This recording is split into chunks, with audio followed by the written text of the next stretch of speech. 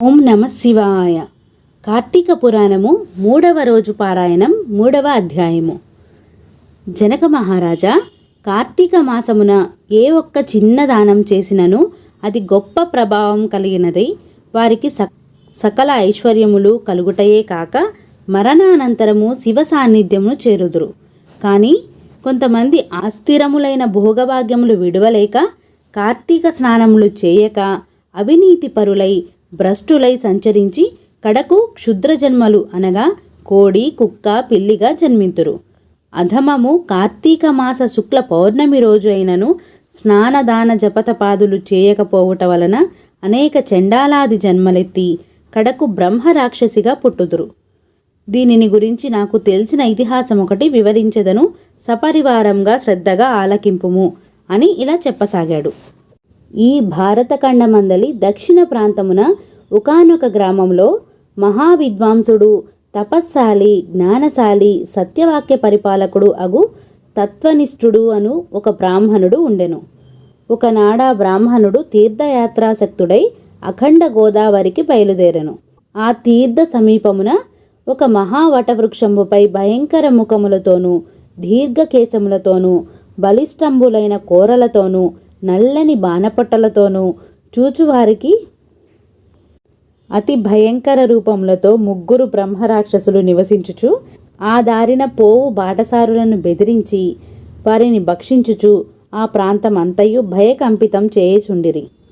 తీర్థయాత్రకై బయలుదేరి అఖండ గోదావరి పుణ్యక్షేత్రమున పితృదేవతలకు పిండ ప్రదానం చేయుటకు వచ్చుచున్న విప్రుడు ఆ వృక్షం చెంతకు చేరుసరికి యథాప్రకారం బ్రహ్మరాక్షసులు క్రిందకి దిగి అతన్ని చంపబోవు సమయమున బ్రాహ్మణుడు ఆ భయంకర రూపములను చూసి గజగజ వణుకుచు ఏమీయూ తోచక నారాయణ స్తోత్రం బిగ్గరగా పఠించుచు, ప్రభో, ఆర్తత్రాణ పరాయణ అనాథరక్షక, ఆపదలోనున్న గజేంద్రుని నిండు సభలో అవమానాలు పాలగుచున్న మహాసాధ్వి ద్రౌపదిని, బాలుడగు ప్రహ్లాదుని రక్షించిన విధంగానే ఈ పిశాచముల బారి నుండి నన్ను రక్షించు తండ్రి అని వేడుకొనగా ఆ ప్రార్థనలు విన్న బ్రహ్మరాక్షసులకు జ్ఞానోదయం కలిగి, మహానుభావ, మీ నోటి నుండి వచ్చిన శ్రీమన్నారాయణ స్తుతి విని మాకు జ్ఞానోదయం అయినది, రక్షింపుడని ప్రాధేయపడిరి. వారి మాటలకు విప్రుడు ధైర్యం తెచ్చుకొని, ఓయి, మీరెవరు? ఎందులకు మీకు ఈ రాక్షస రూపం కలిగెను?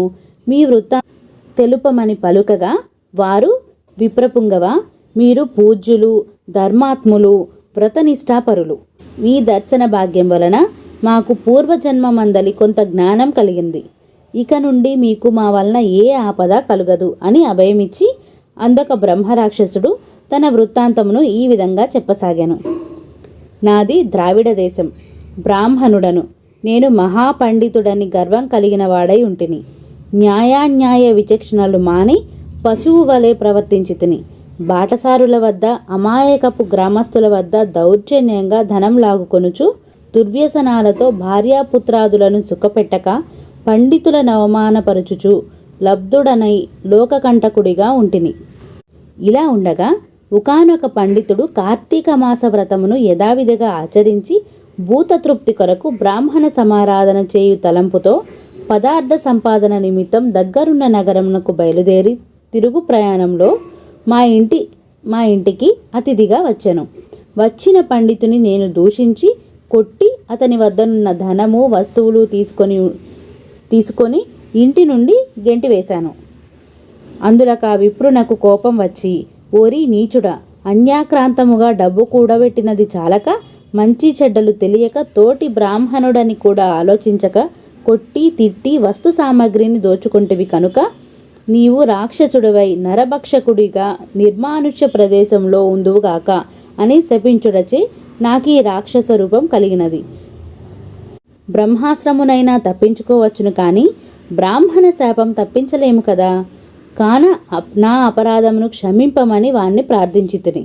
అందులకతడు దయతలచి, ఓయి, గోదావరి క్షేత్రమందొక వటవృక్షం కలదు. నీవు అందు నివసించుచు ఏ బ్రాహ్మణుడు కార్తీక వ్రతమాచరించి పుణ్యఫలమును సంపాదించి ఉండునో ఆ బ్రాహ్మణుని వలన పూర్వజన్మ పొందుదువు కాక అని వెడలిపోయాను. ఆనాటి నుండి నేను ఈ రాక్షస రూపమున నరభక్షణము చేయుచుంటిని. కనుక ఓ విప్రోత్తమ, నన్ను నా కుటుంబం వారిని రక్షింపుడని మొదట రాక్షసుడు తన వృత్తాంతం చెప్పెను. ఇక రెండవ రాక్షసుడు, ఓ ద్విజోత్తమ, నేను కూడా పూర్వజన్మలో బ్రాహ్మణుడనే. నేను నీచుల సహవాసం చేసి తల్లిదండ్రులను బాధించి వారికి తిండి పెట్టక మార్చి అన్నమో రామచంద్ర అనునటుల చేసి వారి ఎదుటనే నా భార్యా బిడ్డలతో పంచభక్ష పరమాన్నములతో భుజించుచుండెడి వాడను. నేను ఎట్టి ధర్మములు చేసి ఎరుగను. నా బంధువులను కూడా హింసించి వారి ధనము అపహరించి రాక్షసుని వలె ప్రవర్తించితిని. కనుక నాకు ఈ రాక్షసత్వం కలిగెను. నన్నీ పాప పంకిలం నుండి ఉద్ధరింపుమని బ్రాహ్మణుని పాదములపై పడి పరిపరి విధముల వేడుకొనెను. ఇక మూడవ రాక్షసుడు కూడా తన వృత్తాంతమును ఇలా చెప్పసాగెను. మహాశయ, నేనొక సంపన్న కుటుంబంలో పుట్టిన బ్రాహ్మణుడను. నేను విష్ణు ఆలయంలో అర్చకునిగా ఉంటిని. స్నానమైనను చేయక కట్టుబట్టలతో దేవాలయంలో తిరుగుచుండేవాడను. భగవంతునికి ధూపదీప నైవేద్యములైనను అర్పించక భక్తులు కొని తెచ్చిన సంభారములను నా ఉంపుడు గత్తెకు అందచేయుచు మద్య మాంసం సేవించుచు పాపకార్యములు చేసినందున నా మరణానంతరము ఈ రూపం ధరించి తిని. కావున నన్ను కూడా పాప విముక్తుణ్ణి కావింపమని ప్రార్థించెను. ఓ జనక మహారాజా, తపోనిష్ఠుడగు ఆ విప్రుడు పిశాచముల దీనాలాపమును ఆలకించి, ఓ బ్రహ్మరాక్షసులారా, భయపడకండి. మీరు పూర్వజన్మలో చేసిన ఘోర కృత్యంబుల వల్ల మీకు ఈ రూపం కలిగెను. నా వెంట రండి, మీకు విముక్తిని కలిగిస్తాను అని వారిని ఓదార్చి తనతో తీసుకొని వెళ్ళి ఆ ముగ్గురి యాతనా విముక్తికై సంకల్పం చెప్పుకొని తానే స్వయముగా గోదావరిలో స్నానమాచరించి స్నాన పుణ్య ఫలమును ఆ ముగ్గురు బ్రహ్మ రాక్షసులకు ధారపోయగా వారి వారి రాక్షస రూపములు పోయి దివ్య రూపములు ధరించి వైకుంఠమునకు వెళ్ళిరి. కార్తీక మాసంలో గోదావరి స్నానమాచరించినచో హరిహరాదులు సంతృప్తి నొంది వారికి సకల ఐశ్వర్యములు ప్రసాదింతురు. అందువలన ఎంత ప్రయత్నించైనా సరే కార్తీక స్నానాలు ఆచరించాలి.